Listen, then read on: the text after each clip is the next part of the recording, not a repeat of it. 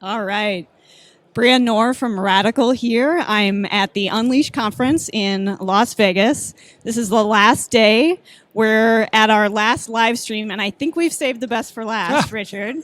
I'm here with Richard Rosenow of One Model. And Richard, I'm just going to have you introduce yourself and tell us a little bit about your passions, what drives you. Yeah, absolutely. You did pretty good there. I'm Richard. I'm from One Model. I've been a practitioner in the people analytics space for about a decade, and I love people data.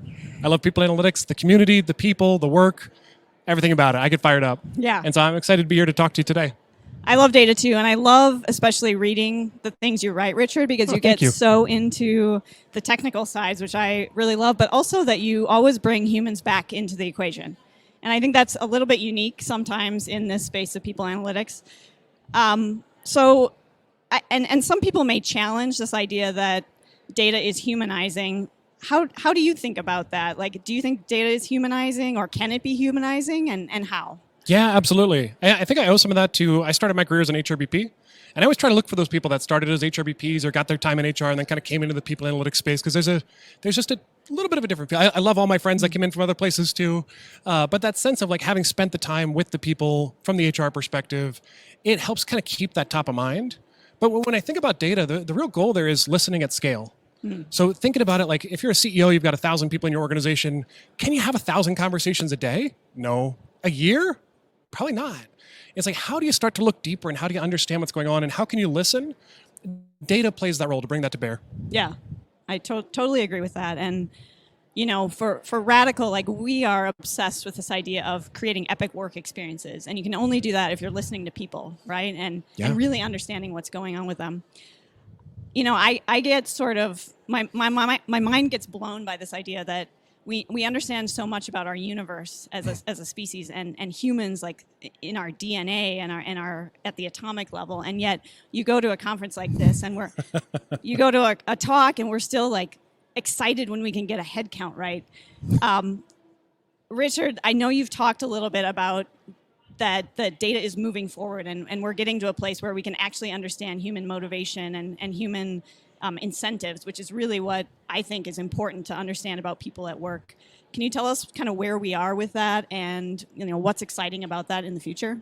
Yeah, I think it's been an exciting journey. We've seen kind of like this very artisan HR, kind of historical HR, where you had these incredible people that learned throughout their careers how to understand and navigate and leverage the human mind to figure out the workforce.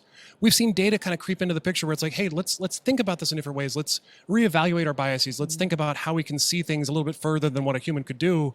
This next step is going to be really exciting, because I think what we're going to see happen is we're going to see data and automation start to take on a lot of what the routine things, the things that were difficult in the past, and we're going to start to see humanity start to shine through again. So I think a lot of the folk out there from traditional HR backgrounds or artisan HR backgrounds, seeing that kind of path where the past couple of years might actually been a little frustrating, where it's like, we are so data driven right now, and we're heading that direction. And again, like I love my data people, but that piece where we're like, especially in my field, we're people analytics. We're not just analytics.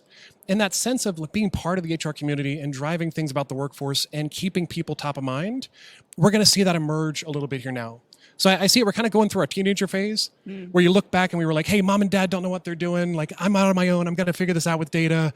And I think we're going to enter into this kind of adulthood of, hey, mom and dad might have been right. Like, HR needs that humanity, and we can't leave that. We have to bring these both to bear together. And that's an exciting thing coming forward. Yeah. That's very exciting. So just really practically speaking, Richard, if someone's out there listening or at this conference and they're jazzed up about what you're saying and the path forward, like what can they do today to start preparing their organization for, you know, what's coming in people analytics?